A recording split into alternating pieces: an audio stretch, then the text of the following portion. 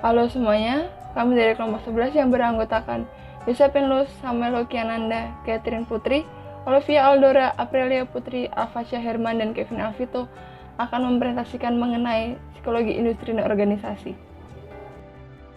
Psikologi industri dan organisasi merupakan prinsip-prinsip sains yang harus ditetapkan pada lingkungan kerja yang telah ada sejak lama, dengan memberikan gagasan berupa pekerjaan yang harus dianalisis dengan cermat untuk mengidentifikasikan cara optimal untuk melakukan pekerjaan tersebut.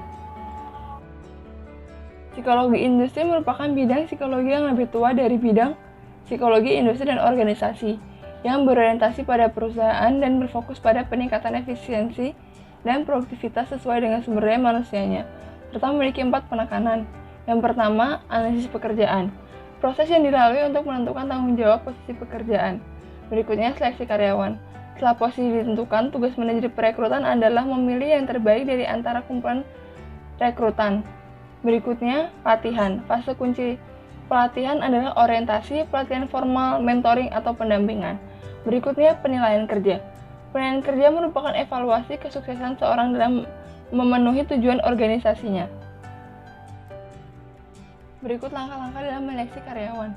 Yang pertama, ada pengujian. Manajer atau personel bagian sumber daya manusia dapat memberikan tes kepada calon kandidat untuk memastikan apakah mereka cocok untuk posisi tersebut. Berikutnya, ada sampel kerja dan latihan. Pelamar pekerjaan diwajibkan untuk memberikan contoh pekerjaan yang bisa dilakukannya. Kemudian akan diberikan latihan. Yang terakhir, cara yang paling umum adalah wawancara. Ya, perkenalkan, nama saya Samuel Hokiananda Rosiawan dengan NIM 80 2020 048, ingin menjelaskan bab selanjutnya. Orientasi adalah program yang dibuat oleh perusahaan untuk memperkenalkan karyawan baru tentang tujuan dari suatu perusahaan, membiasakan mereka dengan aturan-aturan yang ada dalam perusahaan tersebut, dan memberitahu mereka apa saja yang harus mereka selesaikan dan cara menyelesaikannya bagaimana. Pelatihan formal. Pelatihan ini sangat membantu karyawan-karyawan baru untuk mengerti persyaratan-persyaratan penting dalam melakukan pekerjaan dengan baik dan benar. Pelatihan ini berdampak positif bagi perkembangan perusahaan. Selanjutnya adalah mentoring atau pendampingan. Mentoring ini, karyawan senior memberikan nasihat kepada karyawan baru dan membimbing karyawan baru untuk memulai karir mereka dan mencapai tujuan mereka dalam organisasi, sekaligus memberikan ikatan interpersonal yang kuat. Sumber bias dalam peringkat kerja. Sebagai penilaian subjektif, penilaian kerja mungkin rentan terhadap persepsi dan kesalahan. Pengaruh kesukaan penilai pada penilaian kinerja menunjukkan bahwa ini penting bagi yang baru bekerja untuk membuat kesan pertama yang sangat baik. Yang selanjutnya adalah umpan balik 360 derajat. Dalam umpan balik 360 derajat, kinerja karyawan dinilai oleh berbagai macam individu, termasuk dirinya sendiri, rekan kerja, supervisor, bawahan, dan mungkin pelanggan atau klien. Pentingnya keadilan. Yang pertama, berkaitan dengan penilaian dan evaluasi. Yang kedua, evaluasi diri karyawan dapat meningkatkan sikap kerja. Yang ketiga, dalam proses evaluasi, penilai harus dilatih. Ukuran kinerja lain. Adanya jenis perilaku atau tindakan kebijaksanaan dari karyawan yang melakukan hal-hal yang tidak termasuk dalam tanggung jawab formal atau OJB yang ditemukan dalam evaluasi kinerja. OJB dianggap mempengaruhi organisasi dalam 2 cara. Yang selanjutnya adalah psikologi organisasi. Psikologi organisasi terbagi menjadi 3 hal. Yang pertama, psikologi organisasi adalah ilmu pengetahuan yang mempelajari tentang perilaku individu dan perilaku kelompok dalam aturan organisasi formal. Yang kedua, Minat utamanya adalah penelitian dan praktek yang melibatkan hubungan manusia. Yang ketiga, menekankan pada pengalaman psikologis pekerja, bagaimana hubungan di antara orang-orang di tempat kerja dapat mempengaruhi kepuasan dan komitmen kerja, efisiensi, dan produktivitas mereka. Nah, teman-teman, sekarang kita akan membahas tentang faktor-faktor apa saja yang ada dalam psikologi organisasi. Akan sangat memungkinkan dan masuk akal jika sebuah perusahaan berfokus pada keuntungan yang akan mereka dapat. Tetapi sebuah perusahaan juga harus bisa memperhatikan bahwa ada faktor-faktor lainnya yang dapat membantu mereka untuk menaikkan produktivitas dan keuntungan mereka. Yang pertama, ada pendekatan manajemen, yang kedua ada komitmen karyawan, yang ketiga ada kepuasan kerja, yang keempat ada makna pekerjaan, dan yang kelima ada kepemimpinan. Pendekatan manajemen itu seperti ini. Seorang manajer memiliki kekuasaan dalam sebuah perusahaan. Apa tugas manajer tersebut? Tugas manajer tersebut adalah membuat keputusan mengenai kegiatan pribadi, kegiatan langsung, dan juga memperhatikan para karyawan dan juga stafnya agar dapat melakukan tugas dan tanggung jawab mereka dengan baik dan juga tepat waktu. Pendekatan manajer pada peran ini sangatlah memiliki dampak yang sangat luas bagi keberhasilan sebuah perusahaan maupun bagi karyawan tersebut. Nah, pendekatan manajemen ini terbagi atas 3. Yang pertama ada gaya manajemen Jepang, yang kedua ada teori X dan teori Y, dan juga yang ketiga manajemen berbasis kekuatan. Yang pertama gaya manajemen Jepang. Gaya manajemen Jepang, prinsip-prinsip manajemen Jepang merupakan hal yang paling populer ketika industri mobil Amerika Serikat berusaha untuk mengatasi dominasi industri mobil Jepang pada tahun 1980. Nah, yang paling menarik adalah ternyata prinsip-prinsip dari gaya manajemen Jepang ini dikemukakan oleh Amerika yang disarankan oleh Edward Deming. Nah, Edward Deming ini merupakan seorang insinyur dan juga ahli statistika. Nah, setelah Perang Dunia yang kedua, Deming memainkan peranan besar dalam pembangunan kembali ekonomi Jepang. Salah satu poin penting Deming adalah industri harus selalu bisa merangkul inovasi, merencanakan masa depan, dan tidak hanya berfokus pada keuntungan hasil ekonomi. Yang kedua, ada teori X dan teori Y. McGregor dalam bukunya yang berjudul The Human Side of Enterprise pernah mengemukakan teori X dan teori Y. Manajer dari teori X mengatakan bahwa pekerjaan itu tidak menyenangkan dan orang-orang berusaha kuat untuk menghindarinya. Dia juga percaya bahwa orang-orang seperti itu harus diberi arahan, tidak menyukai tanggung jawab atau tidak bertanggung jawab, dan juga harus tetap sejalan. Nah, manajer teori X ini melakukan hal-hal seperti mengontrol para pekerjanya dan juga mengancam mereka dengan hukuman untuk memotivasi kinerja dari para pekerjanya. Sementara manajer teori Y berasumsi bahwa berusaha merupakan hal yang sangat wajar bagi manusia, bahkan saat bermain mereka juga bekerja keras. Nah, manajer teori Y ini mengatakan bahwa kontrol dan hukuman bukanlah satu-satunya cara untuk memotivasi para pekerja. Manajer teori Y juga berasumsi bahwa sifat dari seseorang yang memiliki sifat tanggung jawab dan juga termotivasi akan datang jika kita membiarkan mereka untuk memberikan solusi yang kreatif bagi sebuah masalah. Para manajer dari teori Y ini juga berasumsi bahwa setiap orang memiliki potensi kreativitas dan juga intelektual yang belum dimanfaatkan, yang dimana jika dimanfaatkan akan sangat bermanfaat bagi organisasi atau sebuah perusahaan. Yang ketiga, ada manajemen berbasis kekuatan. Donald Clifton, mantan CEO dari sebuah organisasi pemungutan suara Gallup, diakui oleh American Psychology Association sebagai pendiri dari manajemen berbasis kekuatan. Dia menggunakan temuannya dari psikologi positif yang ada dalam salah satu karyanya di Gallup. Manajemen berbasis kekuatannya menekankan bahwa memaksimalkan kekuatan yang ada pada karyawan merupakan proposisi yang jauh lebih mudah daripada mencoba membangun atribut seperti itu dari bawah ke atas. Kekuatan yang dimaksud oleh Clifton adalah kemampuan yang konsisten untuk menghasilkan kinerja yang hampir sempurna pada sebuah tugas yang diberikan. Nah, teman-teman, faktor yang kedua yang ada dalam psikologi organisasi adalah komitmen karyawan.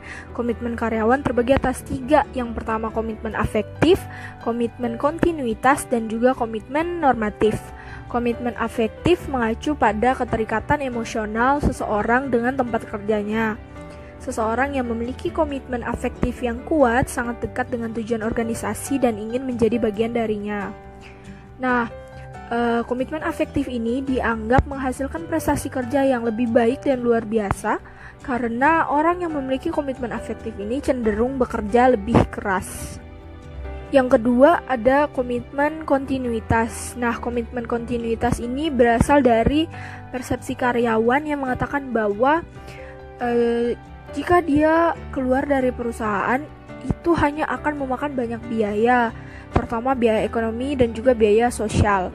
Nah, orang-orang seperti ini bertahan di pekerjaannya hanya karena ada kata harus. Jadi dia bekerja bukan karena dia ingin, tapi karena dia memang harus ada dalam pekerjaan tersebut dengan berbagai alasan tertentu. Contohnya seperti seorang polisi yang mempertahankan pekerjaannya lebih lama dari yang seharusnya dia bekerja karena dia ingin mempertahankan pensiunnya, atau karena hubungan personalnya dengan atasan atau mitra kerjanya.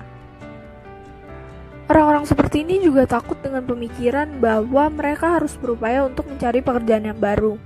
Nah, komitmen kontinuitas ini lebih melibatkan rasa individu atau perasaan individu daripada perasaan kelompok.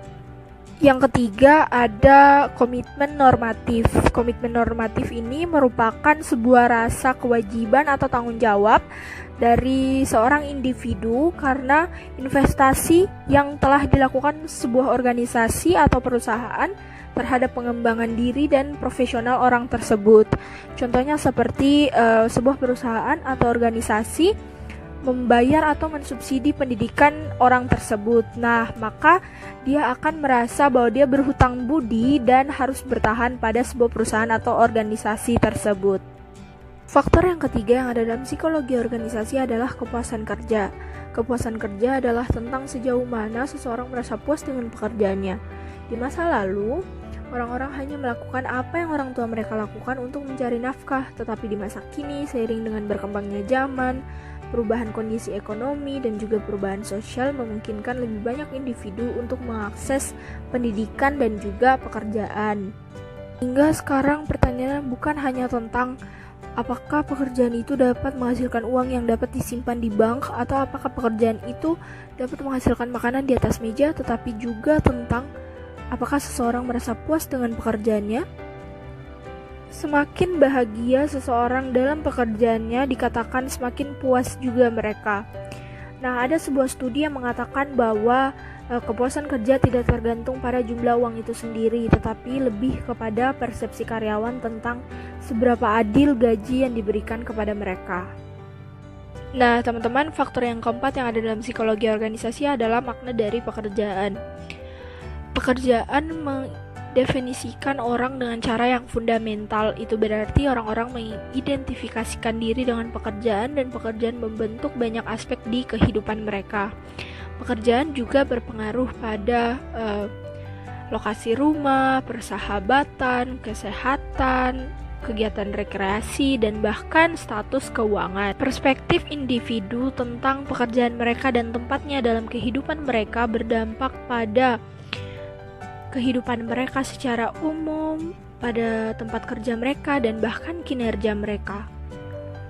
Beberapa orang menganggap pekerjaan mereka sebagai pekerjaan, karir, dan juga panggilan. Orang-orang yang menganggap sebagai pekerjaan tidak menyukai kontrol pribadi dan menyukai kebebasan dan tidak terlibat dalam pelatihan.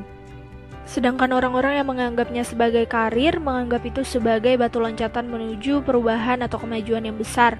Oleh karena itu, mereka berfokus pada promosi dan juga pencapaian gaji. Dan orang-orang yang menganggap pekerjaan sebagai panggilan membutuhkan pelatihan, kontrol pribadi, dan juga kebebasan. Orang-orang yang menganggap pekerjaan sebagai panggilan ini lebih mungkin untuk memahami pekerjaan sebagai sesuatu yang bermakna dan memuaskan. Pada kesempatan kali ini, saya akan membahas tentang kepemimpinan. Seorang pemimpin adalah orang yang memengaruhi orang lain, memberi motivasi, dan memungkinkan mereka untuk sukses. Ada dua jenis kepemimpinan yang utama, yaitu transaksional dan transformasional. Kepemimpinan transaksional adalah individu yang menekankan hubungan pertukaran antara pekerja dan pemimpin. Pemimpin menerapkan prinsip, jika kamu melakukan pekerjaan dengan baik, maka saya akan menghadiahimu. Pemimpin ini percaya bahwa orang itu termotivasi oleh imbalan atau hukuman yang mereka terima untuk pekerjaan mereka. Dan pemimpin seperti itu memberikan kejelasan dan petunjuk yang terstruktur untuk pengikutnya. Pemimpin ini bekerja sesuai dengan tujuan dari sistem organisasi yang ada. Lalu ada kepemimpinan transformasional. Adalah individu dinamis yang membawa karisma, semangat, dan mungkin yang terpenting, visi ke posisinya. Kepemimpinan ini memiliki 4 elemen. Yang pertama, pemimpin menggunakan apa yang disebut pengaruh ideal. Artinya, pemimpin bertindak seperti yang mereka lakukan karena mereka percaya bahwa itu adalah hal yang benar untuk dilakukan. Yang kedua, pemimpin memotivasi dengan menginspirasi orang lain untuk melakukan yang terbaik. Ketiga, pemimpin mengabdikan diri untuk merangsang secara intelektual karyawan mereka. Mereka memperjelas bahwa mereka itu butuh masukan dari karyawan karena mereka sendiri tidak memiliki semua jawaban. Dan yang terakhir, pemimpin memberi pertimbangan individual pada karyawan mereka. Mereka menunjukkan kepedulian yang tulus untuk kesejahteraan setiap orang. Dampak positif dari kepemimpinan ini didasarkan pada kapasitas pemimpin untuk menumbuhkan kepercayaan di dalam organisasi. Mereka meyakinkan karyawan tentang kebermaknaan pekerjaan, dan yang terakhir, untuk memperkuat identitas organisasi karyawan, perasaan persatuan mereka dengan organisasi dan tujuannya. Perbedaan penting di antara kedua kepemimpinan ini terletak pada pendekatan mereka terhadap budaya tempat kerja. Kepemimpinan transaksional itu bekerja dalam konteks budaya tersebut. Sedangkan transformasional itu berusaha untuk mendefinisikan kembali. Selanjutnya adalah budaya organisasi. Budaya organisasi adalah norma perilaku dan nilai-nilai yang dipahami dan diterima oleh semua anggota organisasi dan digunakan sebagai dasar aturan perilaku dalam organisasi tersebut. Budaya di dalam sebuah organisasi itu melibatkan sekumpulan pengalaman filosofi, ekspektasi, dan juga nanti akan tercermin dalam perilaku anggota, mulai dari inner working, interaksi dengan lingkungan di luar organisasi, sampai ekspektasi pada masa depan.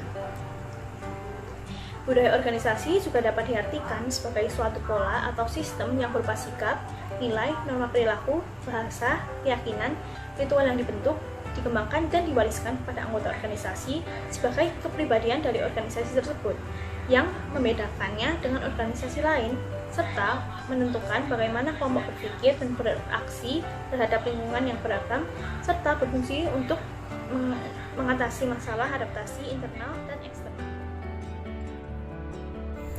Perkenalkan, nama saya Aprilia Putri Paskahlin, NIM 80 2020 189. Di sini saya akan mempresentasikan tentang dasar budaya organisasi. Dasar budaya organisasi adalah nilai-nilai dan keyakinan organisasi. Kedua hal tersebut memainkan peran penting dalam mempengaruhi etika dalam berperilaku. Menurut Kreitner, nilai-nilai tersebut memiliki 5 komponen kunci. Yang pertama, nilai adalah konsep kepercayaan. Yang kedua, mengenai perilaku yang dikehendaki. Yang ketiga, keadaan yang amat penting. Yang keempat, pedoman menyeleksi atau mengevaluasi kejadian dan perilaku. Dan yang terakhir, urut dari yang relatif penting. Di dalam budaya organisasi terdapat 2 istilah nilai. Yang pertama adalah nilai pendukung atau ex post values dan nilai yang diperantarkan atau enacted values. Nilai pendukung atau ex post values adalah nilai yang dinyatakan secara eksplisit yang dipilih oleh organisasi. umumnya dibentuk oleh pendiri perusahaan baru atau perusahaan kecil oleh tim manajemen dalam sebuah perusahaan yang lebih besar. Sedangkan nilai yang diperantarkan atau enacted values adalah nilai dan norma yang sebenarnya ditunjukkan atau dimasukkan ke dalam perilaku karyawan. Jadi, kedua nilai tersebut, baik ex post values maupun enacted values, bersifat penting karena dapat mempengaruhi sifat karyawan.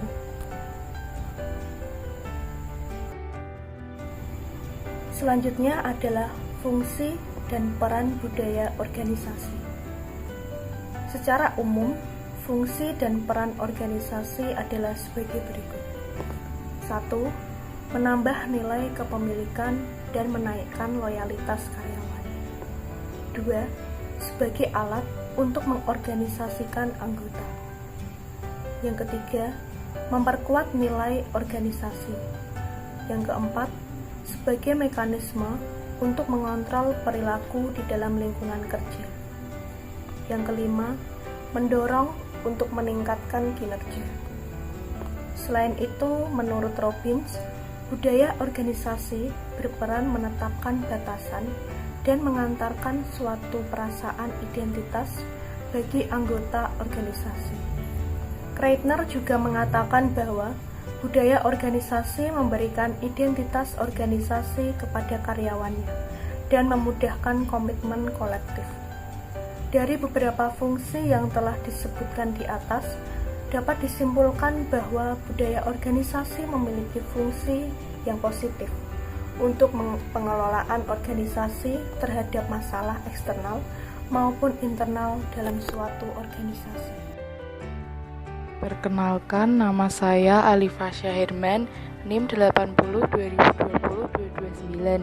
Di sini saya akan menjelaskan tentang karakteristik budaya organisasi. Yang pertama ada inovasi dan keberanian dalam mengambil resiko. Karakteristik ini merupakan suatu tindakan melakukan inovasi dan berani dalam mengambil resiko. Yang kedua ada perhatian lebih terhadap detail. Hal ini bertujuan agar para pekerja bekerja lebih detail, analisis, dan tepat sasaran. Yang ketiga ada orientasi kepada hasil, yang berarti bahwa manajemen berorientasi serta berfokus pada hasil dan manfaat, tidak hanya pada proses untuk mendapatkan hasil tersebut. Yang keempat ada orientasi pada orang, yang berarti bahwa manajemen sangat memperhatikan pengaruh dan manfaat dari hasil kepada orang-orang dalam organisasi. Yang kelima ada orientasi pada tim. Hal ini merupakan tindakan memprioritaskan aktivitas kerja dalam organisasi berdasarkan tim bukan individu. Yang keenam ada keagresifan, merupakan tuntutan agar orang cenderung lebih kompetitif dan agresif daripada santai.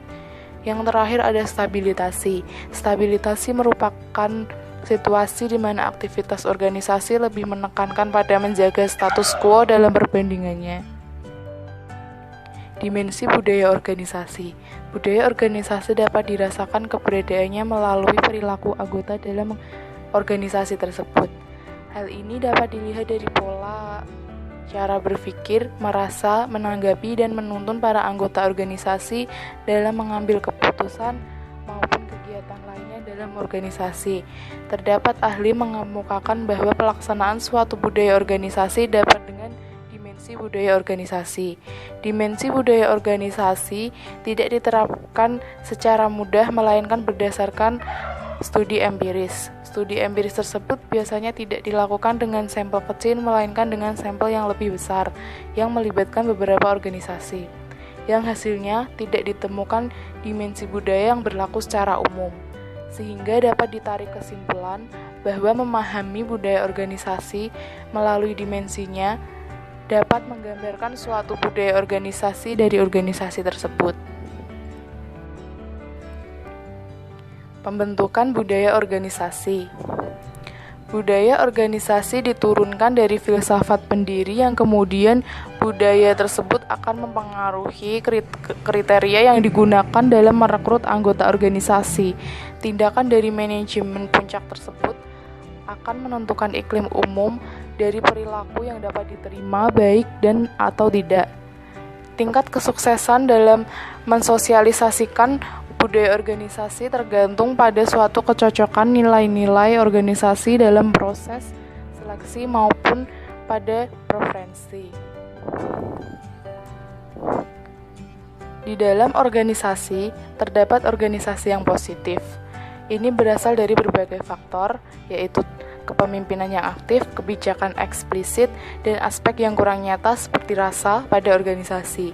Menciptakan budaya organisasi yang positif dapat sesederhana memberikan penguatan konstruktif kepada karyawan untuk bekerja lebih baik. Baik, di sini saya akan menjelaskan ciri-ciri budaya organisasi yang sehat dan yang positif. Yang pertama adalah organisasi memiliki identitas yang jelas. Yang dimaksud di sini adalah identitas organisasi atau sebuah perusahaan, artinya memiliki lokasi yang jelas, perizinan, dan nama perusahaan. Yang kedua adalah status karyawan dalam perusahaan jelas.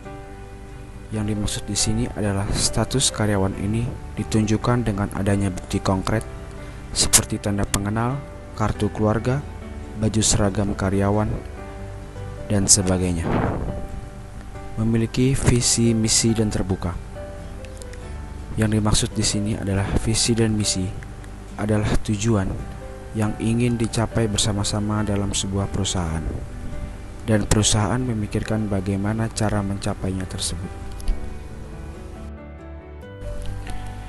Yang keempat adalah manajemen bersikap terbuka.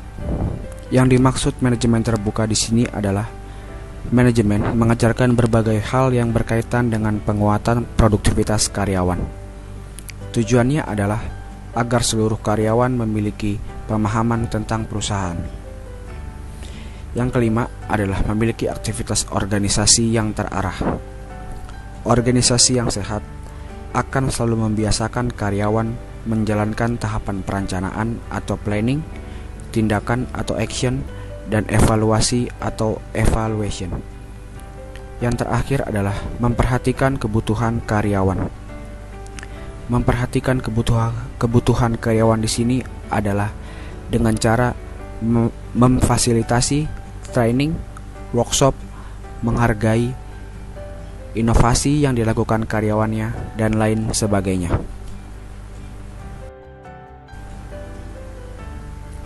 Selanjutnya adalah bagaimana langkah-langkah untuk menciptakan budaya organisasi yang sehat. Yang pertama adalah konsistensi. Konsistensi yang dimaksud di sini adalah para pendiri perusahaan telah menetapkan poin-poin budaya yang telah diyakini, maka harus konsisten dalam memberikan contoh dan berperilaku kepada para anggota perusahaan. Yang kedua adalah sosialisasi. Melakukan sosialisasi kepada seluruh anggota organisasi karyawan. Hal ini dilakukan agar setiap orang dapat menyesuaikan diri di lingkungannya dengan baik. Langkah-langkah yang ketiga adalah seleksi. Seleksi yang dimaksud adalah melakukan proses seleksi kepada orang-orang yang akan bergabung dengan organisasi. Dengan demikian, dapat meningkatkan komitmen karyawan. Yang keempat adalah dukungan dari manajemen. Dukungan manajemen harus selalu ada dalam pembentukan budaya. Namun, sebelum budaya organisasi terbentuk, manajemen yang berada dalam perusahaan tersebut harus satu suara. Hal ini agar kedepannya tidak ada permasalahan. Yang kelima adalah evaluasi. Perusahaan secara rutin melakukan evaluasi serta perbaikan guna menyesuaikan diri dengan perubahan kondisi ekonomi. Korporasi dengan budaya organisasi yang sehat mampu menghasilkan 4 hal, yaitu revenue, tenaga kerja, nilai saham, dan keuntungan bersih. Sekian teman-teman penjelasan dari saya. Terima kasih atas perhatiannya.